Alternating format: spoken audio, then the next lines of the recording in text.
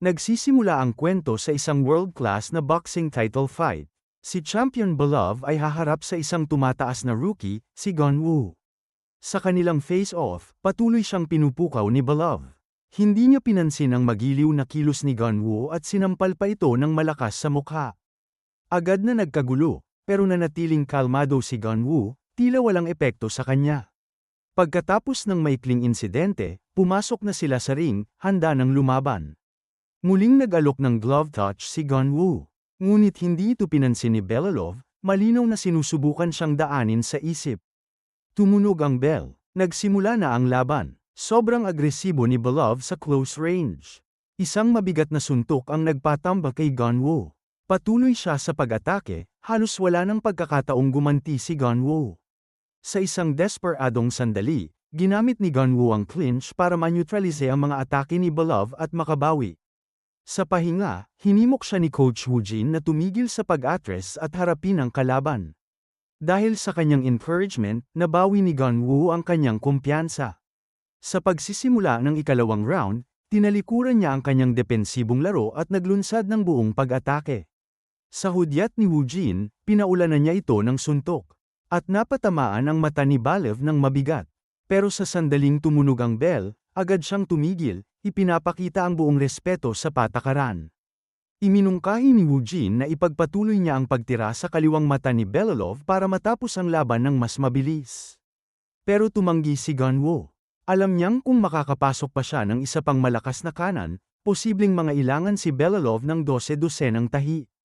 Dahil hindi na siya mapabago ng isip, pinaalalahanan na lang siya ni Woo Jin na manatiling mabilis at desidido. Sa huling round, nakita ni Gun Woo ang kanyang pagkakataon. Sa isang malinis na kaliwang suntok, pinatulog niya si Belov at nanalo sa laban. Pero imbes na magdiwang, agad niyang tinignan ang mga injury ni Belov. Si Belov, na antig sa kanyang husay at pagkatao, ay tinawag siyang isang karapat-dapat na kalaban. Nagwala ang mga tao para kay Gun Woo, pero kasabay nito, may panganib na palapit. Isang misteryosong lalaki na ang nagmamasid sa kanya. Pagkatapos ng laban, si Belov ay kinuha ng isang grupo ng mga thug. Lumalabas na baon siya sa utang at lumalaban sa mga ilegal na laban para mabayaran ito. Ang kanilang pinuno, si Yoon, ay inutusan siyang magtago ng metal knuckles sa loob ng kanyang gloves. Galit na tinanong ni Belov kung baliw na ba siya. Pwede itong makamete. Malamig na sinabi ni Yoon na hindi ito maiiwasan, saka binyantaan ang kanyang anak para pilitin siyang sumunod. Samantala, isa pang manlalaban ang naghahanda. Ang pangalan niya ay Baek Jung, ang boss sa likod ng buong ilegal na operasyon. Ang laban na ito ay nililivestream sa dark web sa buong mundo. Ang mga pastahan ay mabilis na tumaas, agad na lumampas sa 300 milyong dolyar. Hindi tulad ni Gun Woo, si Baek Jung ay walang awa. Mula sa simula, tinarget niya ang nasirang kaliwang mata ni Belov, walang pagkakataong ibinigay para gumanti. Ang brutal na eksena ang nagtulak sa mga manunood na mas tumaya pa. Pagkatapos ng 12-12 ng mabibigat na suntok, tuluyang bumagsak na walang malay si Belov. Pero hindi nasisiyahan si Baek Jung. Inutusan niyang patayin ang mga kamera, pagkatapos ay patuloy pa rin siya sa pagsuntok. Ang isang laban na ito ay kumita kay Baek Jung ng mahigit 700 milyong dolyar. Pero kulang pa rin ito. Inutusan niya ang kanyang mga tauhan na dalhin ang bagong kampyon, si Gun Woo. Sa ibang lugar, isang doktor ang nagsuri kay Belov, hindi para iligtas siya, kundi para kunin ang kanyang mga organo para pagkakitaan. Pinigilan siya ni Yoon, sinasabing nag-iiwan ng ebidensya ang mga ganyang bagay. Nilinaw niya na ang pangunahing prioridad ngayon ay mahuli si Gun Woo sa lahat ng paraan. Nang araw na yon, pumunta si Baek Jung at ang kanyang mga tauhan sa bahay ni Gun Woo, pero wala siya roon. Nagsinungaling si Yoon, sinabing mga kaibigan sila mula sa gym at gustong maghintay sa loob. Nag-alinlangan ang kanyang ina pero kalaunan ay pinapasok sila. Pagkatapos ay isa sa mga tauhan, si Lee, ay binuksan ng isang signal jammer, pinutol ang lahat ng komunikasyon sa paligid. Pagdating ni Gun Woo at Woo Jin sa bahay, naramdaman nila ang panganib at agad na pumasok. Pinrotektahan nila ang kanyang ina at tahimik na hinimok itong umakyat agad sa itaas. Nagpakilala. Nang direkta si Baek Jung, sinabing nagpapatakbo siya ng boxing league na tinatawag na IKFC, saka nagyabang na mayroon itong 4 na milyong miyembro sa buong mundo. Natawa si Woo Jin at sinabing parang pangalan ng tindahan ng manok yun. Pinigilan ni Baekjung ang kanyang galit saka inimbitahan si Gunwoo na lumaban sa IKFC. Nag-alok siya ng 10 bilyong won, sapat na para maayos ang buhay ng kanilang pamilya. Dagdag pa niya na maikli lang ang karera ng isang boksingero at isang masamang injury ay pwedeng magdulot ng kapansanan habang buhay. Para ay pakitang seryoso siya, dinagdagan niya ang alok ng isa pang 5 bilyong won. Nang magsimulang mag-alinlangan si Gunwoo, bumaba ang kanyang ina. At binalaan siya na ang maruming pera ay laging may kapalit. Pagkatapos ay matatag niyang inutusan ang mga lalaki na umalis. Tumindi ang tensyon at magsisimula na sana ang away. Pero sumingit si Yoon at binalaan si Gunwoo na huwag kumilos ng padalos-dalos. Bago umalis, malamig na sinabi ni Baekjung, lagi kong nakukuha ang gusto ko. Lalaban tayo, pangako ko. Alam ni na Gunwoo at Woo Jin na babalik ang mga taong ito. Sa ngayon, ang pinakamahalagang bagay ay maghanda para sa darating. Kinabukasan, tinanong nila si Yang, isang fixer, na mag-imbestiga tungkol kay Baekjung, pero wala silang nakita. Kahit ang IKFC ay tila hindi kailanman umiral. Naisip ni Woo Jin na baka kailanganin nilang humingi ng tulong sa kanilang mga kaibigan, pero ayaw ni Gunwoo na may iba pang madamay dahil sa kanya, kaya iginiit niyang sila na lang ang haharap dito. Pagbalik sa bahay, nag-install sila ng 8 security camera sa buong bahay. Noong mga oras na yon, nakita ni Woo Jin sa balita na nawawala si Balyov at agad na naghinala na ang mga taong yun ang may gawa. Samantala, binabalak ni Baekjung na kidnapin ang ina ni Gunwoo. Pumili si Lee ng 4 na mararahas na preso mula sa kulungan. Mga lalaking lahat ay may malalim na sama ng loob kay Gunwoo at Woo Jin. Kapag nakalaya na, sila ay magiging bloodhounds na walang makakapigil. Pagkatapos tingnan ang kanilang mga litrato, pinili ni Baekjung ang pinaka-brutal sa kanila, si Kang. Sa loob ng kulungan, si Kang ay winawasak ang isang portrait sa dingding, inilalabas ang kanyang galit. Isang gwardya ang biglang naghagis sa kanya ng kopya ng takyong. Sa loob, may isang tala. Lunukin mo ito sa 1:00 PM 2 araw mula ngayon. Ilalabas kita. Para masigurong maayos ang kidnapping, kumuha rin si Baekjung ng isang profesional na security team. Sa kalaliman ng gabi, isang hacker ang pumasok sa surveillance system ng bahay at binuksan ang pinto gamit ang remote. Nang handa na ang lahat, tahimik na pumasok ang mga kidnapper sa bahay at kinuha ang ina ni Gunwoo. Sa sandaling yun, hindi makatulog si Gunwoo, nakakaramdam ng pagkabalisa. Bigla siyang nakarinig ng ingay sa labas at nagmamadaling lumabas. Pero bago niya mailigtas ang kanyang ina, nasipa siya palayo. Agad na tumalon si Woo Jin at nagsimulang labanan ang mga intruder. Nang makitang kinukuha ang kanyang ina, tumalon si Gunwoo mula sa ikalawang palapag ng walang pag-aalinlangan. Isang malaking lalaki, ang sumugod sa kanya, sinusubukan siyang ipin sa dingding, pero nabigo. Lumaban ng gusto si Gunwoo, pero mas marami ang kalaban. Gumamit pa ang mga umatake ng stun baton. Maya-maya, 3 sa kanila ang nananaig sa kanya, at itinulak siya sa bingid. Sa itaas, pareho ring matindi ang laban. Lumaban si Woo Jin gamit ang isang tropeo at nananaig, pero ang kanyang kalaban ay aksidenteng nahulog sa bintana. Ang iba ay nataranta at umatras kasama ang sugatan nilang kasama. Matapos makumpirmang ligtas ang kanyang ina, hindi inalintana ni Gunwoo ang kanyang mga sugat at tumakbo palabas. Nang nakayapak para habulin sila. Pero sa kalagitnaan, biglang sumabog ang sasakyan. Natigilan si Gunwoo sa pagkabigla. Hindi siya makapaniwala. Ang kalaban ay mas brutal kaysa sa kanyang inakala. Ang eksena ay lumipat sa kulungan. Habang papalapit ang napagkasunduang oras, nag-alinlangan si Kang, pero sa huli, nilunok ang hindi kilalang pill. Ilang segundo lang, nagsimula siyang kumbulsyon at nawala ng malay. Mabilis siyang binuhat ng mga gwardya papunta sa isang ambulansya, pero imbes na tumungo sa ospital, huminto ang sasakyan sa isang abandonadong gasolinahan. Lumabas na ang driver at ang doktor ay parehong mga nagkukunwaring thug. Itinapon nila ang mga gwardya sa labas, saka umalis kasama si Kang. Nang magising si Kang, natagpuan niya ang sarili sa isang abandonadong bodega. Sinalubong siya ni Lee na may ngiti, pero hindi niya ito pinansin, nakatuon lang sa kung paano makatakas sa lalong madaling panahon.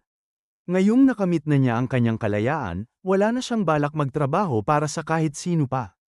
Sa oras na yun, isang malaking lalaki ang hamarang sa kanyang daan at agad na sumiklab ang away. Ginamit ni Kang ang kanyang pambihirang lakas para patumbahin ang lahat ng thug ng mag-isa, pinunit pa ang isang tainga ng isang lalaki gamit ang kanyang mga kamay. Ang iba ay takot na hindi na ng ahas pang humakbang. Nang makita kung gaano kawalang silbi ang kanyang mga tauhan, sumabog sa galit si Baekjung at nagpas siyang personal na makipaglaban. Paulit-ulit na bumato ng mabibigat na suntok si Kang, pero mas mabilis at mas maliksi si Baekjung, mabilis siyang nanaig. Gayunpaman, tumangging sumuko si Kang at patuloy na pinupukaw siya. Nawala ng pasensya, pinatulog siya ni Baekjung sa isang suntok. Samantala, binigay ni Gunwoo at Woojin sa pulis ang detalyadong description ng mga intruder at nabanggit na may ilang estranghero na pumunta sa kanilang lugar kamakailan. Pero nakakainis, walang nakitang kapaki-pakinabang ang security footage. Nangako ang detective na iimbestigahan ito agad at pinayuhan silang lumipat sa mas ligtas na lugar at iwasan ang mga matataong lugar. Para sa kaligtasan, nagpa siya ang tatlo na humingi ng tulong kay Taeyong, isang cybercrime officer na kilala nila, pero wala silang ideya na ang bawat galaw nila ay binabantayan na. Dumating kalaunan ng detective sa lugar ng pagsabog para ipagpatuloy ang investigasyon. Mula sa labi ng nasunog na kotse, nakakita siya ng wallet na may business card ng isang bodyguard sa loob. Ito ay naging pangunahing lead sa kaso. Sa ibang lugar, hiniling ni Woojin kay Taeyang na tingnan ang organisasyon ng IKFC. Hinanap niya ang lahat ng pampublikong website pero walang nakita. Nang pumasok lang siya sa dark web ay unti-unting lumabas ang katotohanan. Lumabas na ang IKFC ay nagpapatakbo ng underground boxing matches kung saan ang mga manlalaban ay naglalaban hanggang kamatayan. Kahit sa screen lang, nanlalamig pa rin sila. Gusto pang mag-imbestiga ni Taeyong, pero kailangan ng membership para ma-access ang site. Kung gagamitin nila ang kanilang sariling credit card, maaaring manako agad ang kanilang personal na impormasyon. Iminungkahi ni Woojin na i-hack ang site, pero agad niyang tinanggihan ang ideya. Ipinaliwanag niya na ang dark web ay puno ng mga piling hacker na hindi maabot ng imahinasyon. Kung matuklasan siya ng mga admin ng site, papasukin nila ang kanyang sistema o maglalagay pa ng mga virus. Dahil wala ng ibang pagpipilian, pinuntahan ni Woojin si Moon, ang kanyang nakatatanda mula sa Marine Corps, at sinabi sa kanya ang lahat. Matapos marinig ito, binigyan siya ni Moon ng 3 mule card at sinabing ang mga may-ari ay patay na lahat, kaya walang panganib na malantad. Nag-alok din siyang sumama sa kanila sa paglaban sa masamang grupong ito. Sa huli, isang tao pa ay nangangahulugan ng mas malaking tsansang manalo. Sa huli, tinanggap ni Woojin ang kanyang tulong at taimtim na nagpasalamat. Pagkatapos, batay sa kanyang karanasan, naghinala si Moon na malamang ay lihim silang binabantayan ng mga taong iyon. Sinabihan niya si Woojin na magmaneho sa paligid bilang isang pagsubok at tama nga, nakakita sila ng kaina-hinalang kotse. Tinawagan siya ni Moon at sinabing magpatuloy lang sa pagmamaneho at dalhin ang kotse sa isang malayong lugar. Pagkatapos ibaba ang telepono, mabilis na tinawagan ni Woojin si Gunwoo at sinabing kunin ang kanyang ina at si Taeyong at umalis agad. Dahil walang oras na sayangin, humingi ng tulong si Gunwoo kay Minbom, isang CEO na kilala niya. Gayunpaman, nasa meeting si Minbi at ang kanyang sekretarya na si Cho ang sumagot ng tawag. Mabilis na nag-ayos si Cho ng isang lugar na may mataas na seguridad para sa kanila at naghanda ng motorsiklo para kay Gunwoo upang makapunta agad at matulungan sina Woojin at Moon. Kasabay nito, nakita ng hacker sa security cameras na nakatakas na sina Gunwoo at ang iba pa. Mabilis nilang binago ang plano at nagpas siyang tutukan munang hulihin si Woojin. Maya-maya, dinala niyon ang dalawa sa isang bakanteng pabrika. Pinalipad niya si Woojin sa isang sipa, saka inipit si Moon sa lupa at sinimulang suntukin ng walang tigil. Bago nagtagal, pareho na silang puno ng mga sugat. Bumunot siyon ng isang matalim na talam at lumapit, sinusubukang tapusin silang dalawa agad. Sa kritikal na sandali, hinarang ni Woojin ang nakamamatay na saksak gamit ang kanyang mga kamay. Sinamantala ni Moon ang pagkakataon na atakihin siyon mula sa likod. Magkasama, bahagya nilang naibaba siya, pero ang panganib ay malayong matapos. Sa sumunod na segundo, isang malaking grupo ng mga armadong thug ang sumugod. Ang dalawa ay walang pagpipilian kundi maghiwalay at tumakbo, pero napakarami lang ng kalaban. Si Wu Jin ay mabilis na napalibutan at brutal na binugbog hanggang sa hindi na siya makalaban. Hindi rin nakayanan ni Moon at nawalan din ng malay sa bugbog. Nang dumating si Gunwoo, nakita niyang halos patay na ang kanyang mga kaibigan at sumabog ang kanyang galit. Agad siyang pamwesto ng panlaban at diretsyong sumugod sa karamihan. Hinaharap ang 12 dosenang thug, bawat suntok ay malakas kung lumapag. At bawat galaw ay walang awa. Saan man siya pumunta, halos walang makatayo. Nang malapit ng tuluyang mawala ng kontrol si Gunwoo, bigla niyang narinig ang mahinang boses ni Wu Jin na tumatawag mula sa likuran. Nang makita ang kanyang mga sugatang kaibigan, napuno si Gunwoo ng pagsisisi at pagkakasala. Pero sa huli, nagawa pa rin nilang tatlo na makatakas. Pinilit niyang kumalma at isinugod sila agad sa ospital. Ang mga sugat ni Moon ay hindi gaanong malubha. Kailangan lang niya ng ilang tahi sa ulo. Pero si Wu Jin ay nasa mas masamang kalagayan at kailangang manatili sa ospital para magpagamot. Natatakot siya na kung hindi na siya makakalaban, magiging isang nobody na lang siya. Tinawagan ni Gunwoo ang kanyang ina sa kawalan ng pag-asa, umiiyak at sinasabing, kasalanan niya ang lahat. Kung pumayag lang sana siya sa boxing match na yun, walang masasaktan dahil sa kanya. Inalo siya ng kanyang ina, sinasabing walang gustong masangkot siya sa maruming deal na yun, at iyon ang dahilan kung bakit lahat ay tumutulong sa kanya. Nang mapagtantong lumalala na ang mga bagay, humingi si Taeyong ng tulong kay Gangyong, ang team leader ng Major Crimes. Pagkatapos noon, dinala ni Gunwoo si Moon para makipagkita sa iba, at pinag-usapan nila ang susunod na gagawin. Sa sandaling yun, nakatanggap si Gangyong ng tawag mula sa istasyon ng pulis at nalaman na nakatakas si Kang mula sa kulungan kaninang hapon, na nangangahulugang nasa mas malaking panganib sila ngayon. Para panatilihing ligtas ang lahat, pansamantala silang inilagay ni Minbom sa isang hotel na pinapatakbo ng isang kaibigan at nag-ayos ng mahigit 12 bodyguard para protektahan sila sa buong magdamag. Samantala, matapos marinig na nabigo ang misyon, ilang beses na sinampal ni Baekjung si Yoon. Hindi nang ahas si Yoon na makipagtalo. At patuloy na yumuyuko, humihingi ng tawad. Binalaan siya ni Baekjung na kung mabaigo siya muli, ipapadala niya ang kanyang anak sa isang ampunan. Pagkatapos ay pumasok siya sa silid ni Kang, nag-alok na magtrabaho muli ng magkasama, at nangako sa kanya ng mas maraming pera kaysa sa kaya niyang gastusin sa buong buhay niya. Sa pagkakataong ito, hindi tumanggi si Kang. Sa ibang lugar, ang thug na binugbog ng husto ni Gunwoo ay humihingi ng bayad mula sa hacker. Sa sandaling yon, pumasok sina Baekjung at Lee. Agad na nagalit ang thug sa kanila, galit na nagrereklamo na walang nagsabi sa kanya na si Gunwoo ay isang propesyonal na boksingero. Sinasabi niyang malubha ang kanyang mga injury at kailangan niya ng mas maraming pera para sa scar removal surgery. Galit na galit si Baekjung sa kanyang ugali at binugbog siya agad. Doon lang napagtanto ng lalaki na maling tao ang kanyang pinakialaman at mabilis na nagmakaawa. Pero walang balak si Baekjung na palayain siya. Pinilit niya ang lalaki na kagatin ng bathtub, saka pinatay sa isang suntok. Pagkatapos noon, tumawag si Baekjung ng isang emergency meeting. Alam nila na kung gusto nilang palaguin ang kanilang operasyon, dapat nilang makuha si Gunwoo. Pero ang paghahanap sa kanya muli ay napakahirap na ngayon. Nang wala na silang ideya, binanggit ni Kang ang CEO ng Isle Group, si Minbom, sinasabing malapit ito kay Gunwoo. Pwede silang magsimula kay Minbom. Bumalik sa hotel, matagumpay na nakapagrehistro si Taeyong para sa IKFC gamit ang isang mule card. Pero sa homepage, nagulat silang makakita ng isang promo poster na nagpapakita kay Gunwoo na puno ng dugo. Agad niyang nasabi na ang imahe ay gawa ng AI. Nagtanong si Wu Jin kung ito ay lumalabag sa kanyang portrait rights. Tumango si Taeyong at sinabing oo. Dagdag pa, na walang legal sa dark web. Pagkatapos ay tiningnan nila ang mga nakaraang record ng laban at nagulat nang malaman na isa si Belalov sa mga manlalaban. Biglang may lumitaw na babala. Ang computer ay nahawaan ng virus.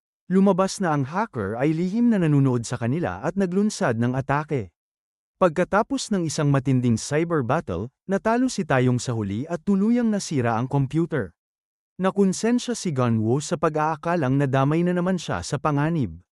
Kalaunan, Sinabi niya kay Moon ang lahat ng nalalaman niya tungkol sa IKFC at hinala na marahil ay patay na si Belalov. Napagtanto ni Moon na ang mga taong yun ay walang pipigilan para pilitin si Gunwoo na lumaban. Nalaman din niya na ang mga thug na umatake sa kanila sa pabrika ay kabilang sa isang grupo na tinatawag na 79 na gang.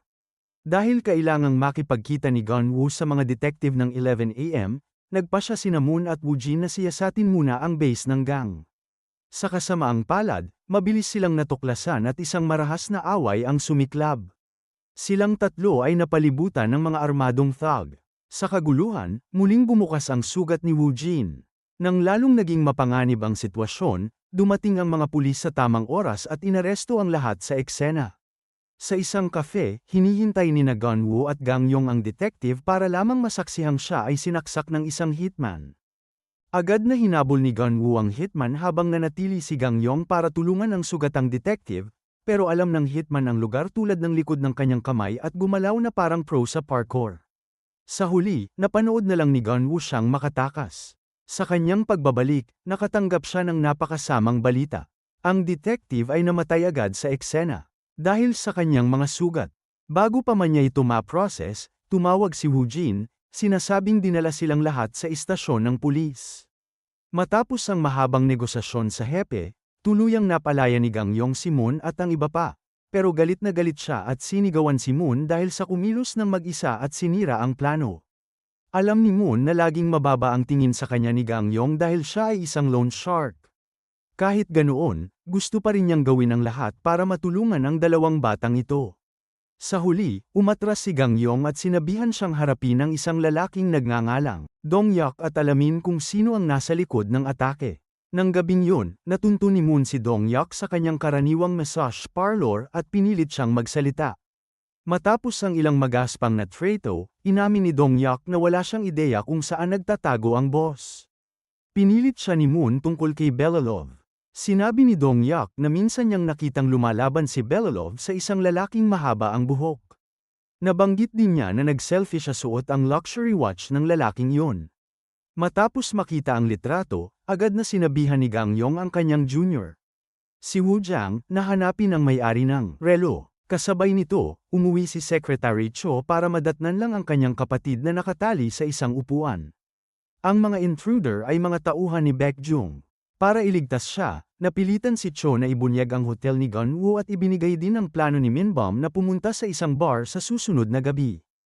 Kinabukasan, sa labas ng bar, isang babaeng nagngangalang Gina ay naglagay ng berdeng pil sa kanyang dila, pagkatapos ay diretsyong lumapit sa bartender at hinalikan ito.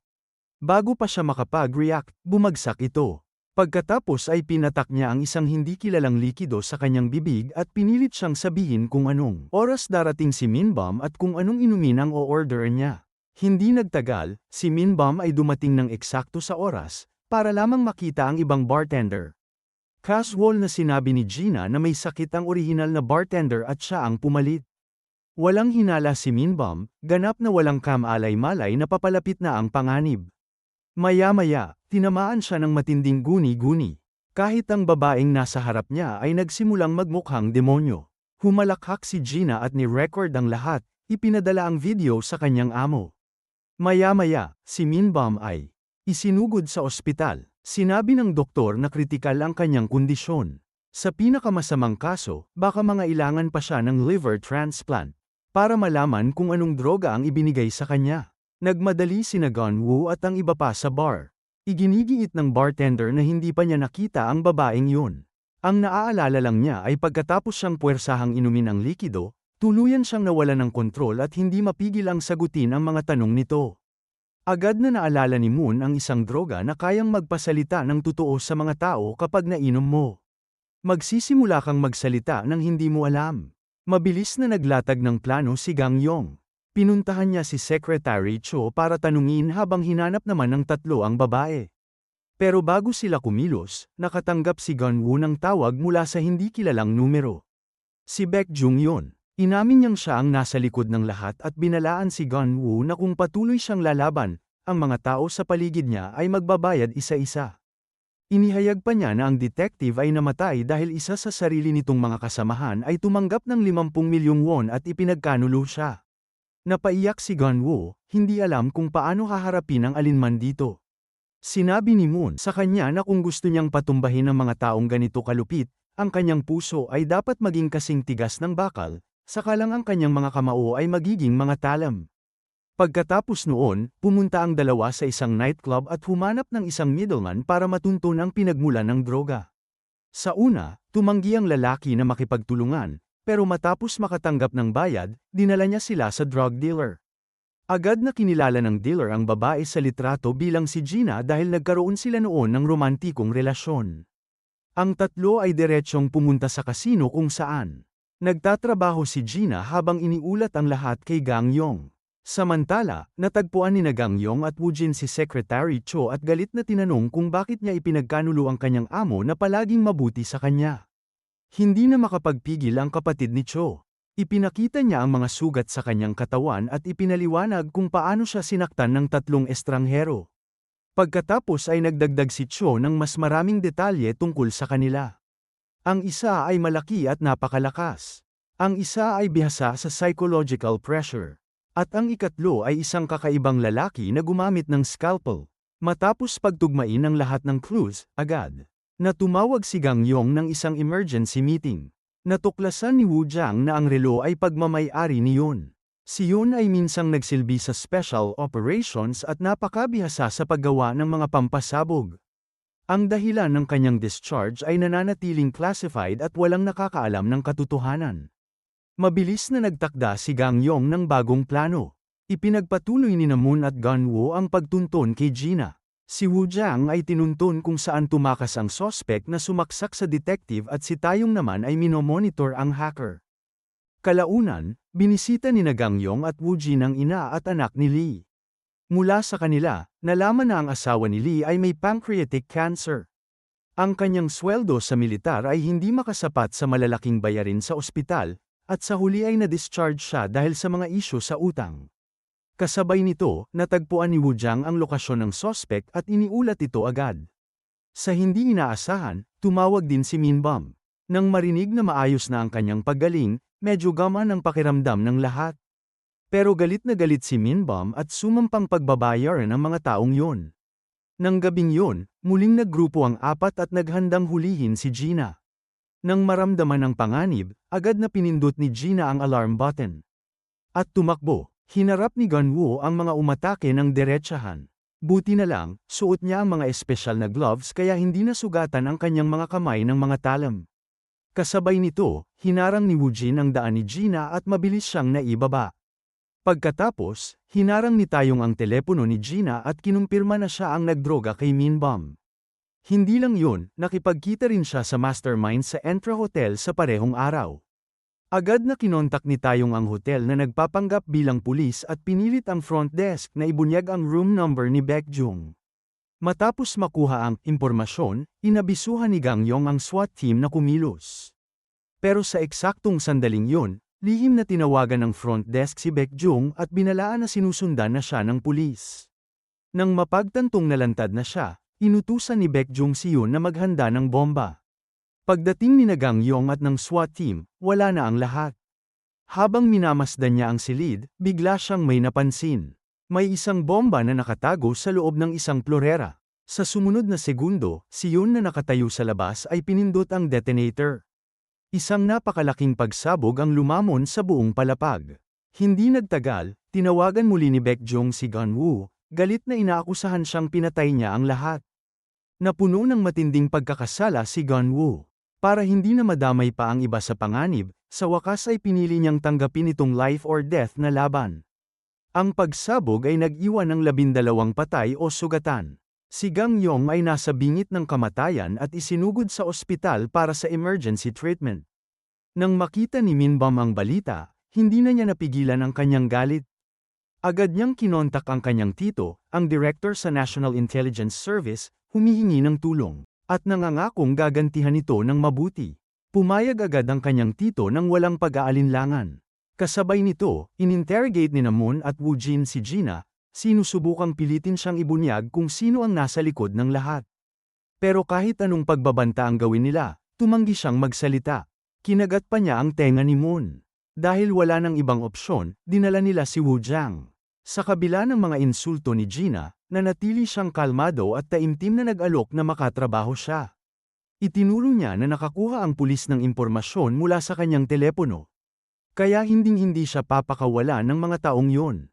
Pagkatapos ay nangako siyang poprotektahan siya at malumanay na tinanggal ang mga posas sa kanyang mga palso. Matapos ang maikling pag-aalinlangan, sa wakas ay pumayag si Gina na makipagtulungan. Inamin niyang ang kanyang amo ay si Lee at ibinigay ang lason na nainom ni Minbom. Pagkatapos noon, inilagay siya ng pulis sa isang hotel na may mabigat na bantay. Samantala, nagkamalay si Gang Yong sa ospital. Sinabi sa kanya ng doktor na basag ang kanyang bungo at napakaseryoso ng kanyang kondisyon. Dapat siyang manatili sa kama, pero tumangging makinig si Gang Yong. Iginigiit niyang umalis ng ospital at ipagpatuloy na pamunuan ang operasyon mismo. Maya-maya, nagawa ni Gina na makontak si Lee at nakipagkita sa kanya sa isang kafe, pero si Lee ay nagtatago na sa malapit. Sa sandaling makita niya ang mga detective, napagtanto niyang ito ay isang bitag at inutusan ng kanyang mga tauhan na maglinis. Habang lumalabas si Gina para manigarilyo, isang motorsiklo ang mabilis na dumating at pinatay siya sa lugar. Sa hotel, minomonitor ni Taeyong ang website at natuklasan ang isang post na nagsasabing lalaban si Gunwoo sa 11 PM ngayong gabi. Isang matinding pakiramdam ng pagkabalisa ang tumama sa kanila, pero hindi nila alam na ito ay sariling desisyon ni Gunwoo. Kalaunan, pumunta si Gunwoo sa gym ng mag-isa at mas pinatindi ang kanyang training, naghahanda para sa laban. Nang gabing yun, ginamit niya ang dahilan na maglalakad-lakad, lihim na umalis ng hotel, at tumungo sa isang abandonadong pabrika sa probinsya. Sa hindi inaasahan, itinaas ni Baekjung ang stakes para sa mas maraming manunood. Sinabi niyang dapat munang talunin ni Gunwoo ang dalawang manlalaban mula sa liga bago niya ito maamon. Nagbanta rin siya na kung matalo si Gunwoo, ang kanyang buong pamilya ay mamamatay. Bago ang laban, iminungkahi niyon na balutin ng metal blocks ang kanyang mga kamao, pero tumanggi si Gunwoo. Gusto niyang manalo sa sarili niyang paraan. Sa pagpasok ni Gunwoo sa arena, mas lalong nakakuha ng atensyon ang laban, at mabilis na tumaas ang kita. Ang una niyang kalaban ay si Metal Mantis, na may napakahabang reach. Halos hindi siya mahawakan ni Gunwoo, kaya ibinaba niya ang kanyang bantay para dayin ito, saka pinatulog sa isang suntok. Sa sandaling yun, napansin ni Gang Yong ang isang string ng English marking sa live broadcast. Matapos suriin, kinumpirma nilang ito ay pagmamay-ari ng isang research facility. Bumalik sa ring, hinarap ni Gunwoo ang kanyang ikalawang kalaban, si Assassin. Ang lalaki ay mabilis, palihim, at hindi mahulaan. Maingat na dumpensa si Gunwoo habang naghahanap ng butas, saka siya tinapos gamit ang isang tumpak na kombinasyon. Sa puntong ito, ganap nang nag-aapoy si Gunwoo. Masama niyang tinitigan si Baekjung at direktang hinamon ito. Nagpakita si Baekjung ng walang takot at pumasok sa ring. Mula sa simula, naglunsad siya ng matinding atake at napanaigan pa si Gunwoo ng ilang sandali, pero kasing lakas din ni Gunwoo. Nakahanap siya ng butas at nakapasok ng isang mabigat na suntok. Ang suntok na yon ay lubos na. Nagpagalit kay Baekjung. Ang kanyang mga atake ay lalong naging brutal. Patuloy niyang tina-target ang mga braso ni Gunwoo at pinatay pa ang kanyang kaliwang kamay agad. Nang malapit nang ipagpatuloy ni Baekjung ang pagpapahirap sa kanya, biglang natuklasan ng hacker na maraming pulis ang mabilis na papalapit. Kahit labag sa kalooban niya, walang pagpipilian si Baekjung kundi umatras muna. Maya-maya, natukoy ng pulis kung sino talaga si Baekjung. Dati siyang pro boxer at hindi pa natalo na May 17 panalo. Pero pagkatapos ng isang pagkatalo, tuluyan siyang nawala ng kontrol at inatak ang referee at ang kanyang coach sa lugar. Sa huli, pumasok siya sa kulungan at pinalaya sa Boxing Association. Mula sa sandaling yun, nahulog siya sa kadiliman at bumaling sa underground fights. Samantala, isang Amerikanong investor na si Ian ay humanga sa laban at nagpas siyang bilhin ang IKFC. Pero mayroon siyang isang kondisyon. Sa susunod na laban, dapat matalo si Baekjung kay Gunwoo dahil mas sikat si Gunwoo at mas maraming pera ang kikitain. Nang marinig ito, sumabog sa galit si Baekjung. Minura niya si Ian at nagbanta pa na papatayin ito. Pagkatapos ay dinala ni Lee. Ang mas masamang balita, Naglabas na ang pulis ng warrant para kay Baekjung. Hinimok niya si Baekjung na tumakas papuntang Thailand at magtago, dagdag pa na isang pribadong jet ay magiging handa sa loob ng 4 na araw. Sa sandaling yun, nakatanggap si Yoon ng tawag mula sa ospital at nalaman na ang kanyang anak ay naaksidente sa kotse. Walang pag-aalinlangan, pinayagan siya ni Baekjung na umalis. Pero nang dumating si Yoon sa ospital, napagtanto niyang ito ay isang bitag na itinakda ng pulis. Sinabi sa kanya ni Gang Yong na kung makikipagtulungan siya, matutulungan nila siyang makakuha ng habambuhay na sentensya sa halip. Kung maganda ang kanyang asal sa kulungan, pwede pa siyang mag-apply para sa parole kalaunan. Gayunpaman, nanatiling maingat si Yoon at tumangging magbigay ng mahalagang impormasyon. Hindi na nakatiis si Moon. Sinigawan niya si Yoon, tinawag siyang makasarili at irresponsible. Sinasabing ang kanyang ina at anak ay nagdurusa dahil sa kanya. Sa huli, bumigay si Yoon. Sinabi niyang makikipagtulungan siya basta't mapoprotektahan ng pulis ang kanyang pamilya mula kay Baekjung. Agad na pumayag si Gang Yong at tinanong kung saan nagtatago si Baekjung. Ibinunyag ni Yoon na si Baekjung ay nananatili sa isang yate sa Han River at mayroon lamang 3 daungan. Kung saan ito pwedeng huminto. Lalong pinilit ni Gang Yong, tinatanong kung paano nalaman ni Baekjung ang tungkol sa raid ng pulis. Inamin ni Yoon na ang lahat ng intel ng pulis ay galing kay Lee, na dating ahente ng NIS. Kahit ngayon, kaya pa rin ni Lee na tulungan si Baekjung na tumakas papuntang Thailand. Ibinunyag din ni Yoon na balak ni Baekjung na kidnapin ang ina ni Gunwoo para pilitin siya sa isang laban hanggang kamatayan. Nang marinig ito, agad na dinagdagan ni Gang Yong ang seguridad sa hotel para protektahan siya. Pagkatapos noon, siya at ang kanyang koponan ay nagsimulang magplano kung paano huhulihin si Baekjung. Nag-aalala si Taeyong na maaaring may impormante sa loob ng pulis na pwedeng magbabala kay Baekjung. Kaya iminungkahi niyang humingi ng tulong kay Detective Yoon mula Swan, naniniwalang ang impluwensya ni Baekjung ay hindi pa umaabot doon. Kinabukasan, dumating si Yoon kasama ang kanyang koponan at sumama kay Gang Yong para planuhin ang operasyon. Sa tulong ni Yoon, mabilis na natagpuan ng pulis si Baekjung at nagtakda ng ambush sa malapit. Sa sandaling lumitaw ang target, kumilos na sila. Pero lumaban si Baekjung na parang halimaw, madaling pinatumba ang mahigit 10 detective. Nang matamaan lang siya ng tranquilizer darts ay tuluyan siyang tumigil sa paglaban. Nang mapagtanto niyang ipinagkanulo siya ni Yoon, galit na galit si Baekjung, pero wala na siyang magagawa. Kasabay nito, nagre-recruit si Lee ng isang grupo ng mga manlalaban para harangin ang police van. Nang marinig na ang gantimpala ay 200 milyong won, sumali silang lahat.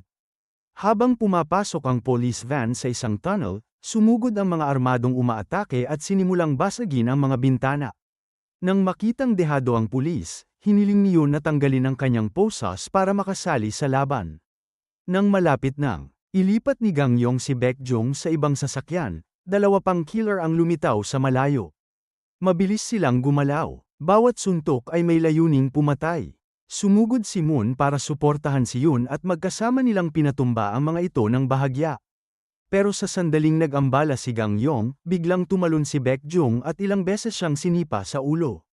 Pagkatapos ay pinilit niya ang isang tao na tanggalin ang kanyang posas habang nakatitig kay Yoon, ang lalaking nagkanulo sa kanya.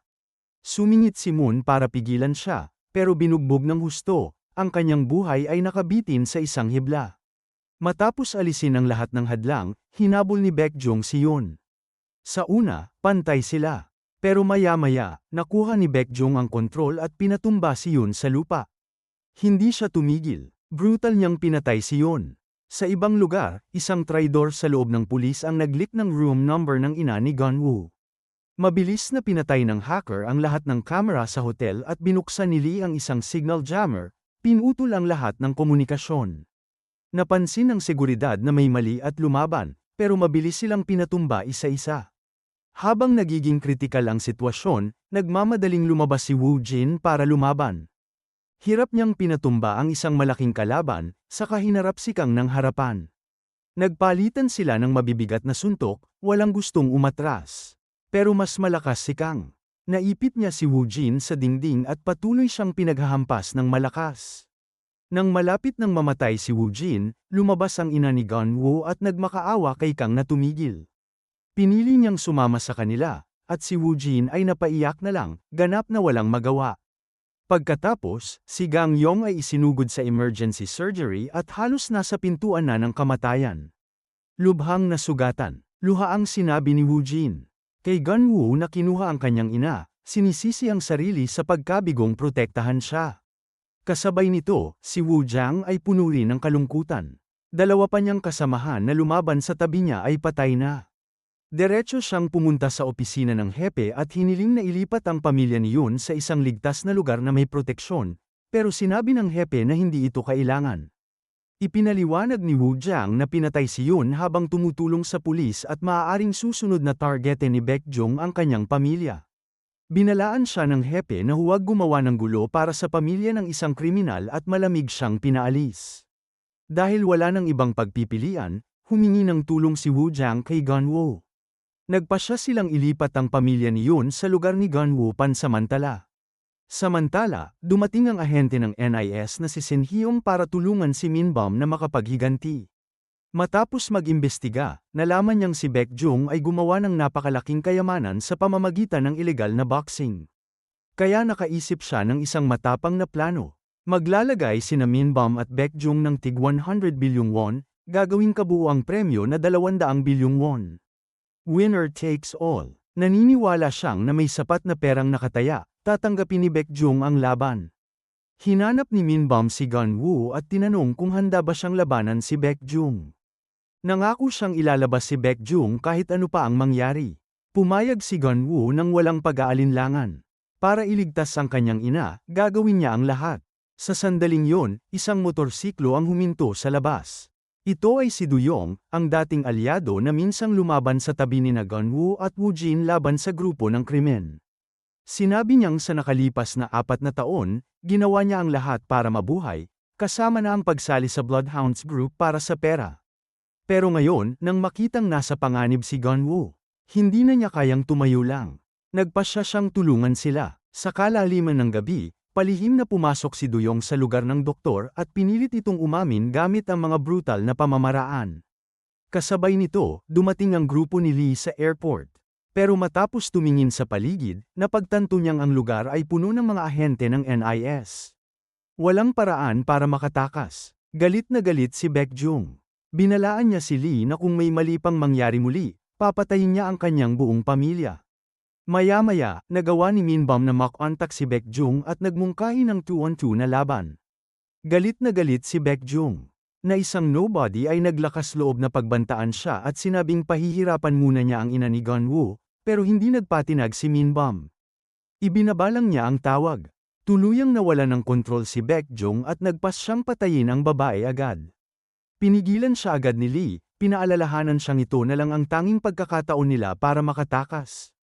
Pagkatapos ay tinawagan ni Lee pabalik si Min Bum at nagtakda ng mga bagong termino.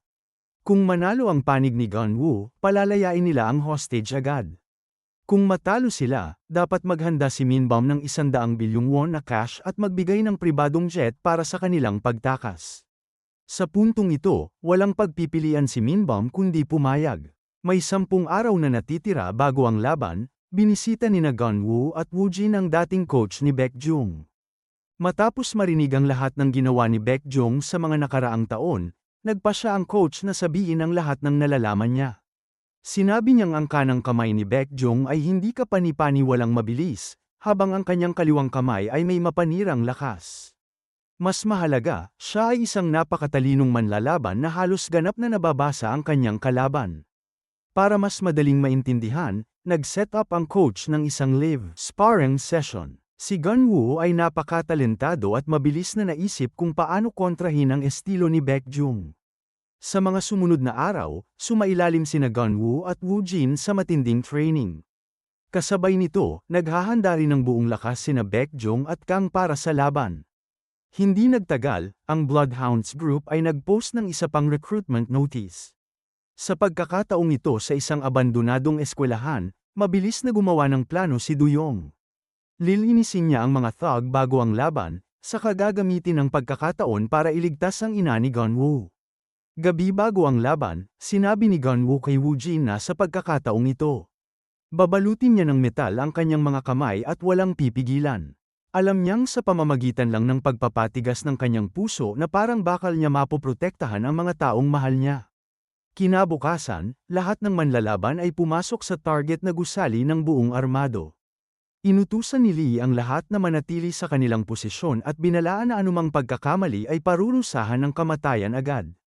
Maya-maya, dumating si Minbom at ang kanyang grupo. Hiniling ng hacker na suriin ang kanyang digital wallet habang lihim na pinasok ni Taeyong ang kanilang buong sistema. Pagkatapos, 4 na manlalaban ang pumunta sa ring para sa huling paghahanda. Nauna si Baekjung, pero sa pagtataka ng lahat, ang kanyang kalaban ay si Woo Jin. Kahit napakalaki ng agwat sa lakas, patuloy siyang pinupukaw ni Woo Jin. Tiniis niya ang mabibigat na suntok ni Baekjung nang may pambihirang tigas at sa huli ay nakapasok ng isang desperadong mapagpasyang suntok. Dahil naharangan ng kanyang paningin, kinailangan ni Baekjung na lumabas para magpagamot. Iyon mismo ang layunin ni Woo Jin. Sinadya niyang sirain ang isa sa mga mata ni Baekjung para bigyan ng kalamangan si Gunwoo. Sumunod, hinarap ni Gunwoo si Kang. Mula pa sa simula, parehong nag-all out ang dalawa, bawat suntok ay may layuning pumatay. Pinigilan ni Gunwoo ang kanyang hininga. Saka biglang nagpakawala ng mabilis na serye ng mga suntok at pinatumba si Kang. Para masiguradong hindi na siya makakasakit pang muli, binali ni Gunwoo ang kanyang pulsuhan agad. Sa ibang lugar, kumilos na si Duyong, isa-isang pinatumba ang mga gwardya, pero ang hostage pala ay isang babaeng assassin na nagkukunwari. Bagaman napatay siya ni Duyong, lubha rin siyang nasugatan. Bago siya bumagsak, ipinadala niya kay Woo Jang ang eksaktong lokasyon ng ina ni Gunwoo. Kasabay nito, nagsimula na ang huling laban sa pagitan ni Gunwoo at Baekjung. Ang kanilang mga suntok ay hindi kapani-pani walang mabilis, nagpapalitan ng walang malinaw na nananaig. Pagkatapos, nakapasok si Gunwoo ng suntok sa sugatang mata ni Baekjung. Kahit malabo ang paningin, nagawa pa rin siyang manayga ni Baekjung at binali pa ang kanyang kaliwang braso. Patuloy na tinarget ni Gunwoo ang injury at tuluyang na-disable ang kanang braso ni Baekjung. Ngayon, pareho na silang isang kamay na lang ang kayang lumaban at ang laban ay lalong tumindi. Sa huli, natalo ni Gunwoo si Baekjung gamit ang isang malakas na kanang suntok. Sa isa pang gusali, natagpuan ni Woo Jang ang ina ni Gunwoo, pero si Lee ay nakahawak sa kanya bilang hostage. Hindi pinansin ng banta, agad na nagpaputok si Woo Jang, napatay si Lee, at nailigtas siya. Maya-maya, dumating ang pulis at ni-lockdown ang buong gusali. Sina Gunwoo at Woo Jin ay sa wakas ay muling nakasama ang kanyang ina. Pero nang gabing yon, habang dinadala ang mga kriminal sa kulungan, may hindi inaasahang nangyari muli. Biglang lumitaw si Agent Si Hyung at pinindot ang isang buton, na nagdulot ng ganap na kadiliman sa buong tunnel. Ilang sandali pa, 2 lalaking nakaitim ang sumire sa mga bintana ng kotse at kinuha si Baekjung. Hindi nagtagal, nakatanggap si Minbom ng isang larawan na nagpapakita kay Baekjung na binaril sa ulo at ngumiti ng may kasiyahan. Sa kalaliman ng gabi, nagising si Gunwoo mula sa isang bangungot. Hindi niya maalis ang pakiramdam na may mali. Sa kaibuturan niya, naniniwala siyang babalik si Baekjung, at tama siya. Hindi talaga pinatay ni Shin Hyung si Baekjung. Sa halip, nag-alok siyang makatrabaho ito. Ibinunyag niya na ang Amerikanong investor na si Ian ay nagbabalak na magpuslit ng 1 toneladang droga papuntang Korea. Kaya, kailangan ni Shin Hyung na maging bloodhound niya si Baekjung para tulungan siyang matuntun at mahuli si Ian. Dahil walang ibang pagpipilian, pumayag si Baekjung. Sa dulo ng kwento, isang sundalo ang nakakita sa bangkay niyon at ang kanyang mga mata ay napuno ng galit.